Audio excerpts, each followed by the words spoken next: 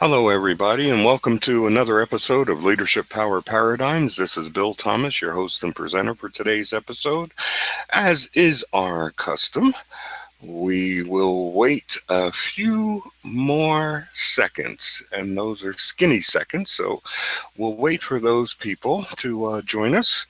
And as we're waiting, just want to explain that this is uh, going to be another 14 minutes, so I look forward to seeing you guys at the end of the lesson. Okay, so our few seconds is up. I'm going to get our slides ready to go, and here we go.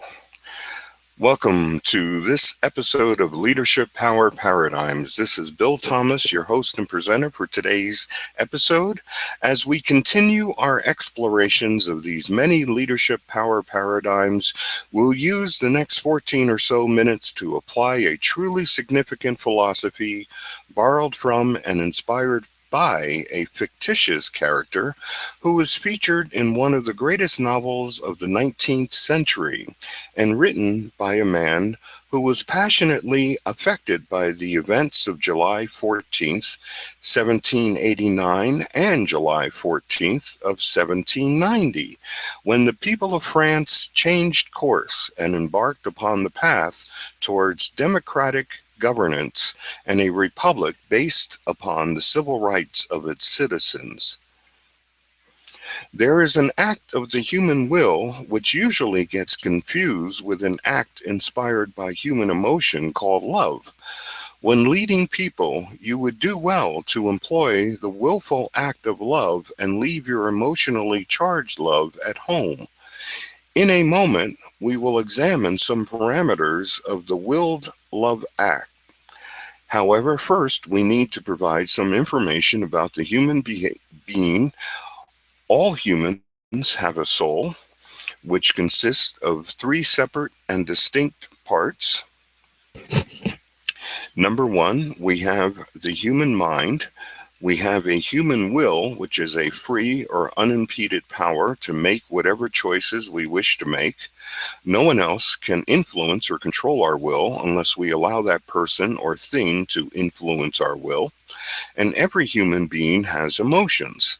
So even though there are certain duties, tasks, and activities we may not feel like performing, we still do those things because we have to, are supposed to do, or are obligated to do. In those cases, we have performed the act because we applied our willpower and decided to do those acts.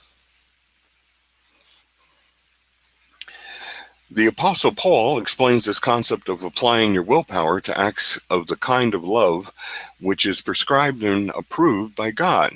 As Paul writes in his first letter to the Corinthians in chapter 13, verses 4 through 8, charity, the affection, goodwill, love, and benevolence shown by effective leaders suffers long.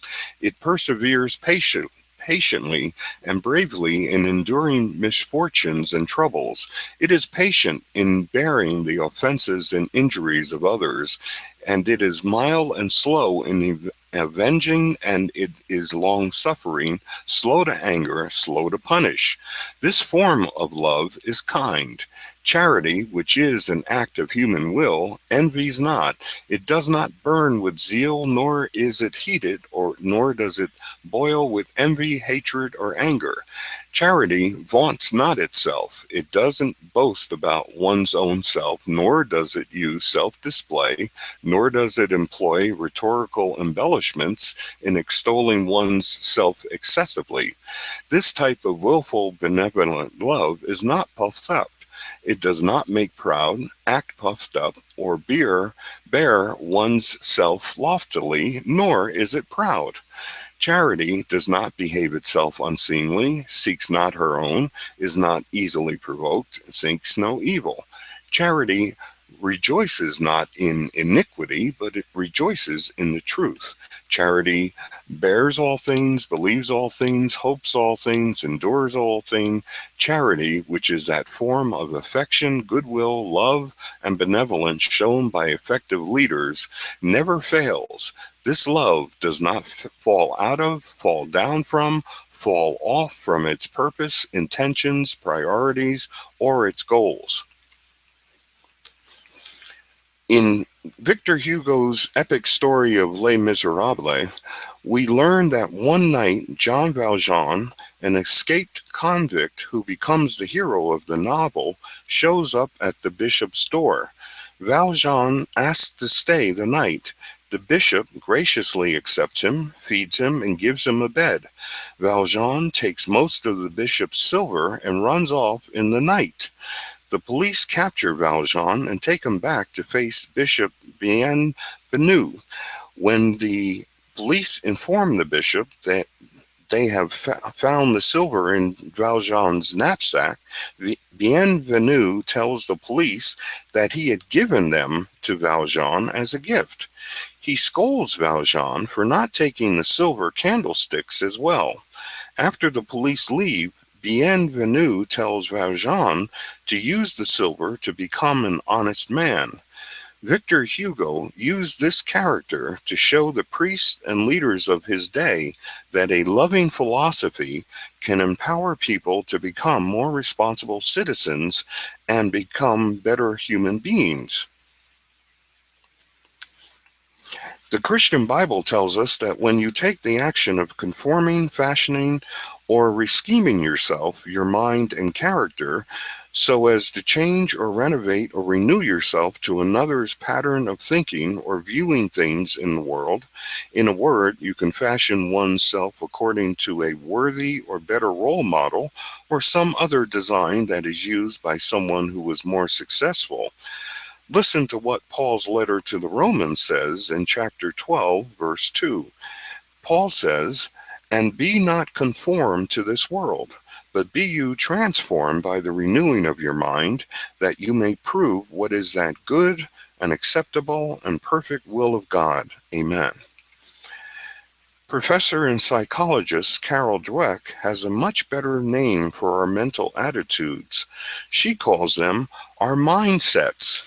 Regardless of what they are called, these attitudes and mindsets are the measure or limits or extent of our ability to receive or contain new ways of accepting, considering, or forming any new or different ideas, perspectives, or orientations. Our willpower can enable us to effectively define, order, and prioritize our leadership and personal behaviors. In short, we can control, influence, or manage how we conduct ourselves and our actions or reactions to most circumstances. Your behavior is your choice based upon the amount of fear or faith we have in our ability to deal with that particular situation. Here is the first of 3 essential behaviors which can help increase the level of your passionate performances.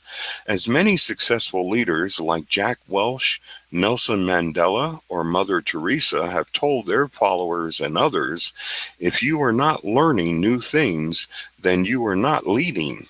I urge you to begin working on developing and strengthening your own desire for knowledge. Use this behavior to maximize and enhance the value you get from every little bit of your realities and the truths that are revealed to you each and every day.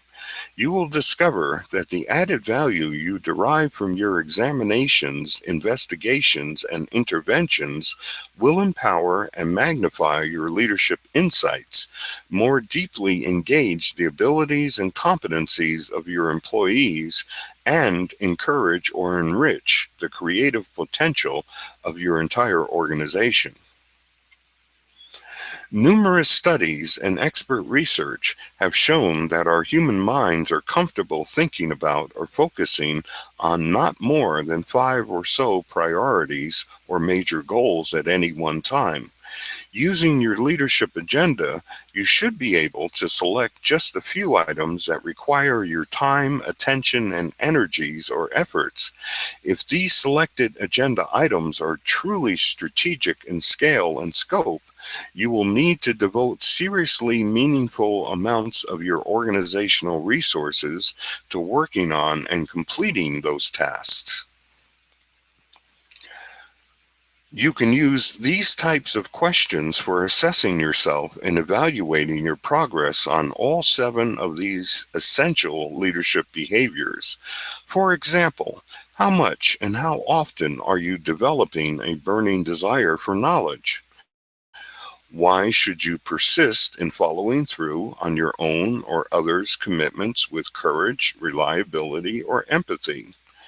If you want to learn more about all 7 of these leadership behaviors listed here, please use the question box to send me your request along with your Skype ID or your phone number. Thank you.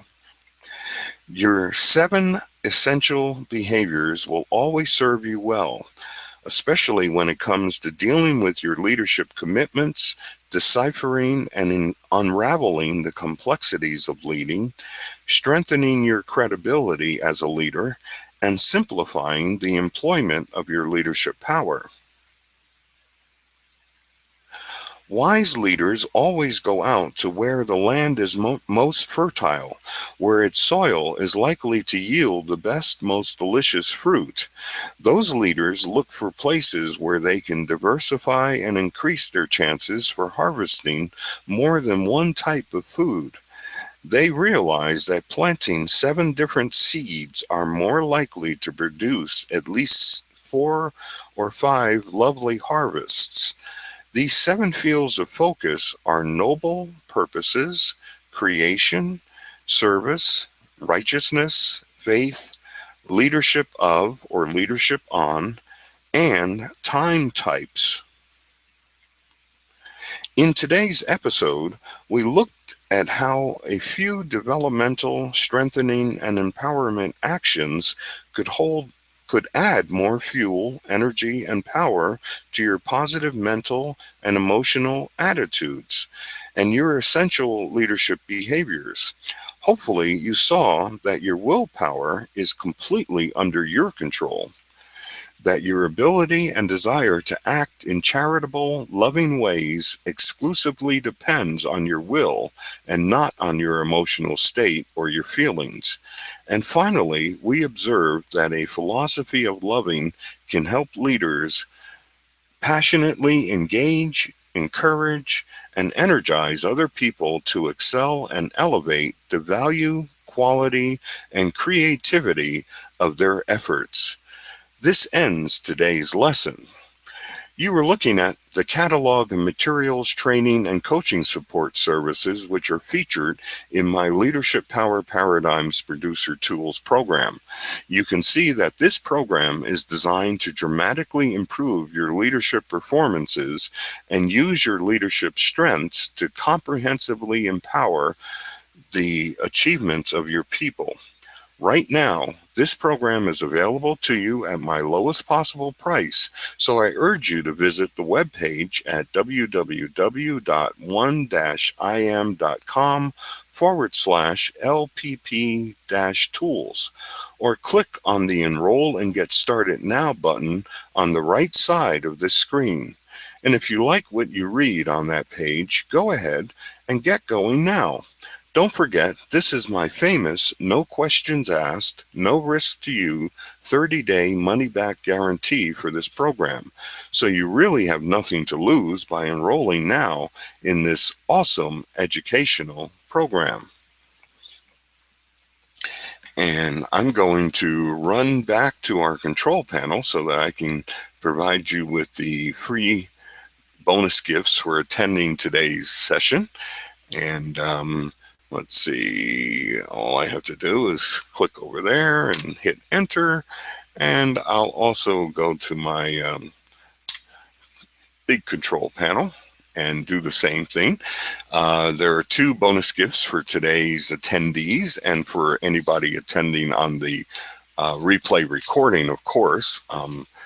And The first gift is our 5 Leadership Uplifter Tasks infographic.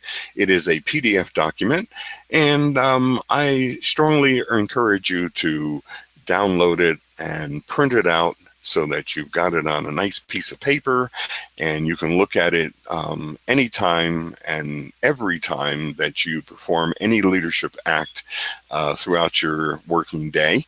I think you'll find that one or more of those tasks should be involved in everything that you do as a leader. And the second gift is our Words with Wisdom paper. It is 8 pages. It also is a PDF document, along with the same as the infographic is. And it's called The Rainbow Moment of Black Elk, and it contains strategies and tips and techniques and some of the ideas that we covered in today's episode of Leadership Power Paradigms, as well as our previous and even some of our future episodes as well. So I hope you enjoy that. And that, again, is a PDF document along with the infographic, which is also a PDF document. And I strongly urge you to look to the right-hand side of your screen, and you'll see the Enroll and Get Started Now button.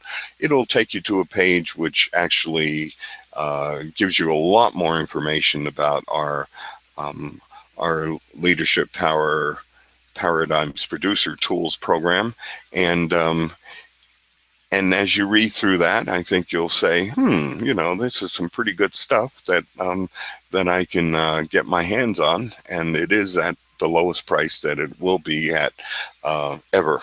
So I don't see any questions or comments from those attending live, but I will remind those who are watching this episode on the web replay recording that all you need to do is look on the right-hand side of the screen. There is a question box there. You can type in your question or your comment or any ideas concerning leadership whatsoever. Doesn't matter whether I covered it in today's episode or not. And it will and then click on the email button, and it will automatically email your question or comment to me. It will include your email address as well as your name that you use to register for this episode. And if you'd like to discuss any of these, anything to do with your question or your comment, or if you'd like me to maybe further elaborate, I strongly encourage you to include your phone number if you are located in Canada or in the United States.